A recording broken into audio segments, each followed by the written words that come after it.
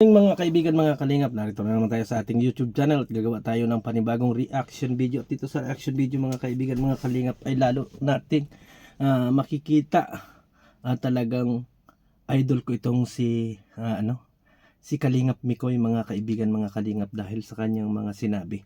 Yan po yung ating gagawa ng reaction video. Pero bago yan, i-shoutout muna kay Kuya Bal Santos Matubang, Kalingap Rob, and Ate Edna, at sa lahat ng ating mga viewers. Mega love shoutout po sa inyo.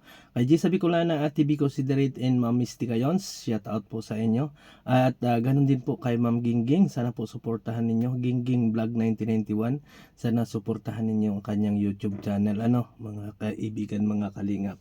So, dumako na tayo, mga kaibigan, mga kalingap, sa ating pag-uusapan. Kasi alam naman natin na nagkaroon nga ng issue, nagkaroon ng kung ano-ano, at ang naging payo natin dyan, noong last na upload natin, na maraming nagagalit sa atin, aminin na ni Kalingap Mikoy kung ano man ang meron sila ni CJ, mga kaibigan, mga para naman sa ganon, malaman na talaga nung lahat ng supporter, at marami nga ang basher din kay Kalingap Rob, at sinasabi doon na marami ang mayroong namatay at mayroong nagpakamatay, mga kaibigan, mga kalingap, 'di ba, sa mga nangyari.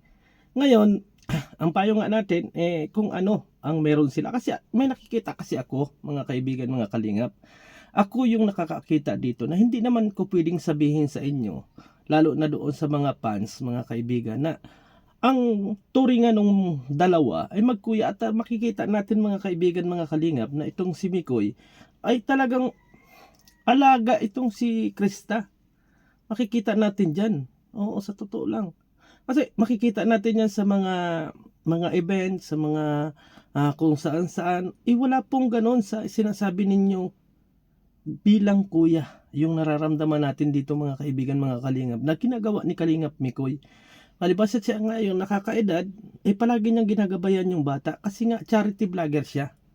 Yun yung punto na hindi ko rin pwedeng sabihin sa inyo, at gusto kong marinig kay Mikoy yung mga bagay na yon. Na akala ninyo doon sa mga yung akala ninyo na sweet doon sa serye ay magkakaroon na sila ng relasyon. Hindi ba pwedeng, kaya ginagawa ni Mikoy yun ay dahil gusto niyang matulungan yung bata at masuportahan. Kasi charity vlogger yan eh. Ang puso niyan ay pagiging charity vlogger, at gusto niyang makatulong dun sa bata. 'Di ba? Gusto niyang makatulong dun sa bata. Kaso lang, yung iba nga mga naging fanatic, pati si Marian, ay ginawa ng kwento. Hindi na nga natin na ginawa ng reaction video yan. Kasi masyadong nagiging toxic na talaga. Ay nakikita pala ni Mikoy ito, mga kaibigan, mga kalingap. Ayaw naman niyang hayaan na ganun na ang nangyayari. Alam ko dyan sa naging live ni Mikoy ay napakarami ang naging bashing niya. Bakit hindi ninyo naunawaan si Mikoy sa mga bagay-bagay na kanyang sinabi? Hindi naman kayo pinaasa. Hindi naman sinabi na sila ay may relasyon. Yun nga yung sinasabi ko sa inyo, mga kaibigan, mga kalingap, na pag kayo ay nagko-comment, tinatanong ko sa inyo, na sure ba kayo na may relasyon ang dalawa? Kasi nakikita ko, mga kaibigan, mga kalingap, andun yung care ni Mikoy bilang kuya dito kay CJ, hindi bilang girlfriend or kung ano pa man. Kaso nga lang, doon sa iba ay nagkaroon kagad ng kulay, at ang inisip kasi kaagad nila ay may relasyon na itong si Mikoy at si Krista. O, di ba? Pero pagtulong talaga yung nais ni Mikoy dito. Oo. Pagtulong, kita ninyo, noong isang araw doon sa live niya, ano ang sabi niya?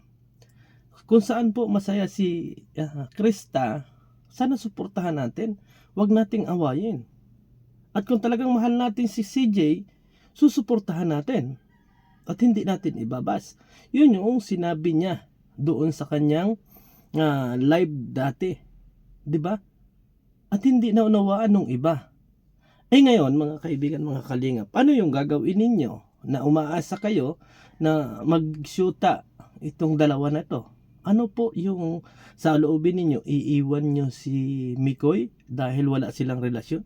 Huwag ganun. Dapat sa ngayong panahon ay ipakita ninyo yung pagmamahal ninyo kay Mikoy. Dapat sa ngayong panahon na nai-stress si Mikoy, andyan kayo para i-care siya.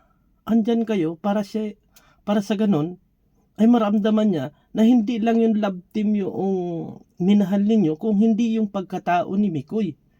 Hindi ito yung panahon na para ibas ninyo at iwanan ninyo. 'Di ba? Panoorin muna natin ang bidyong ito ni Mikoy, mga kaibigan, mga kalinga, para sa ganun ay ipagpatuloy natin yung ating reaction video. Yun po, ang purpose ng live nito, may nais din po akong sabihin sa inyo. Since gano'n na nga rin po ang nangyayari, no? Inobserbahan ko ang mga pangyayari, lalo na itong nagdaang linggo. Itong buong linggong to. And masasabi ko ay hindi na talaga healthy ang nangyayari sa amin.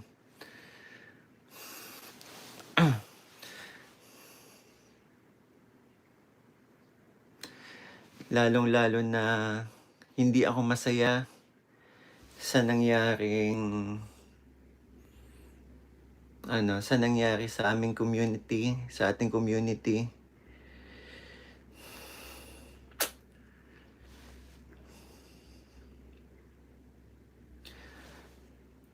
Sobrang nalungkot ako. And ang dami ko nabalitaan na may hospital, may sana balita lang talaga at hindi totoo. Sobrang sakit para sa amin noon kung may isang pumanaw dahil sa amin, sa nangyayari sa amin. Sobrang sakit para sa amin noon kasi kaming ni Chris, nandito kami, lumabas kami, nakilala nyo kami upang magbigay ng saya sa mga manonood,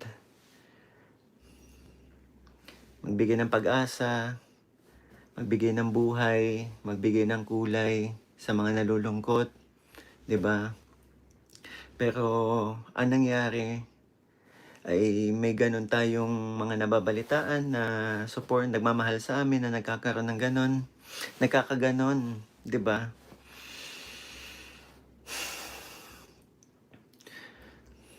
And alam ko masyado nyo pong minahal and naiintindihan. Alam ko masyado nyo lang po kaming minahal, kaya ganon ang nangyari.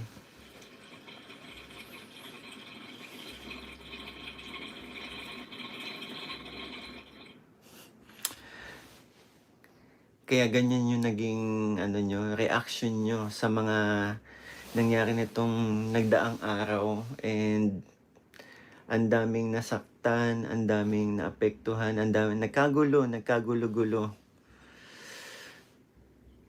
Hindi po ako masaya. Ang daming binabato sa atin, binasya ko, binasi CJ, binasya mga kasamaan natin. Karoon ng tampuhan.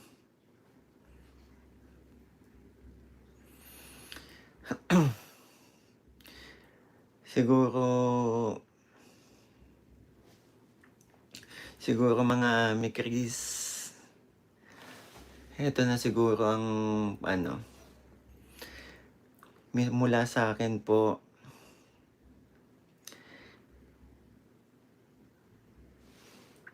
Ako na magsasabi po, wala po kaming something ni CJ. And okay po kaming magkaibigan. Sa mga nagko-comment, sa mga naniniwalang meron kaming something, wala po. Wala po kaming relasyon or wala kaming wala tayong hinihintay po. Wala tayong hinihintay na tamang panahon. Kami po ni CJ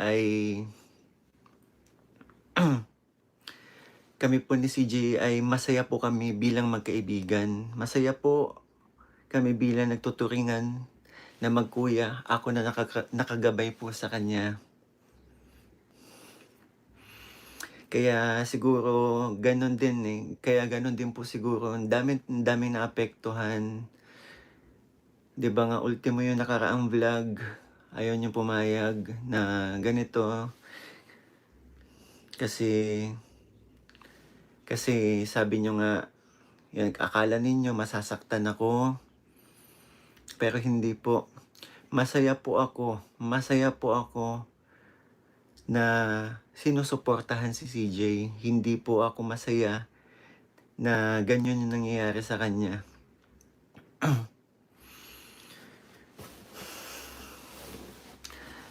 Lalo nang hindi ako magiging masaya kung madaming taong nasasaktan po.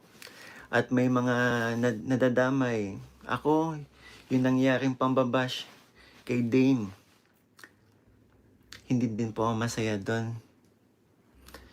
Isipin nyo na lang, iniisip ko na lang kung ako yung nasa sitwasyon nun.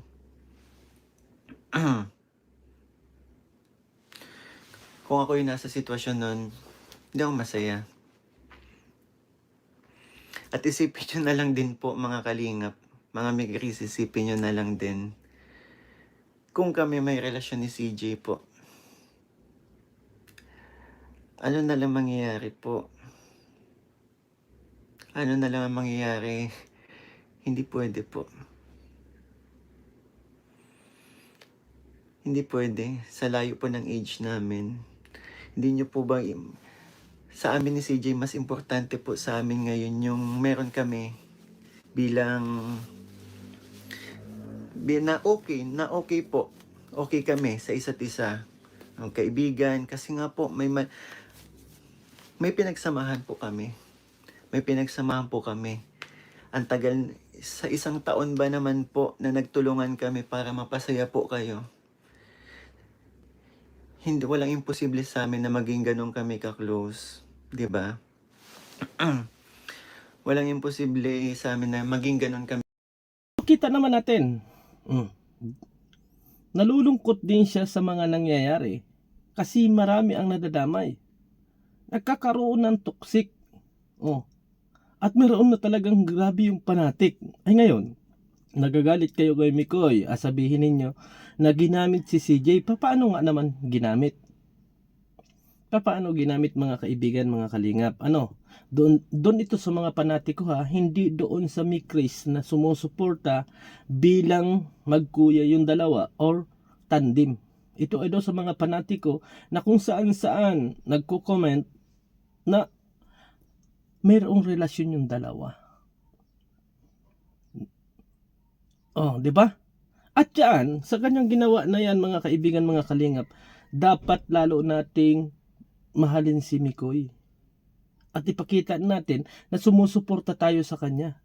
Dahil, ang nasa puso niya ay makatulong. Matulungan itong si CJ. Ay kung kayo ay nagmamahal kay CJ, mauunawaan ninyo itong part na to ni Mikoy. At dito ninyo makikita na si Mikoy ay hindi natakot na ipulgar ang lahat. Ibig sabihin pa lang doon, mga kaibigan, mga kalingap, mali yung sinasabi ng mga viewers na ginamit lang si CJ. Bakit? Kasi kung ako halimbawa, takot ako na mawala yung mga sponsor at yung mga sumusuporta sa akin, hindi ko aaminin sa live. Hahayaan ko. Kasi andyan pa rin yung mga supporter. Ay ano ang gagawin natin ngayon? Yung ibang dyan, so support ba kayo kay Mikoy or magli-let's go na kayo?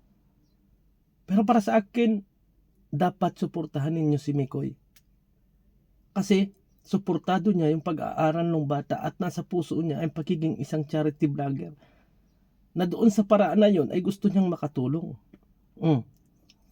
Doon sa paraan na yon ay gusto niya na tuloy-tuloy na ma-vlog si Krista.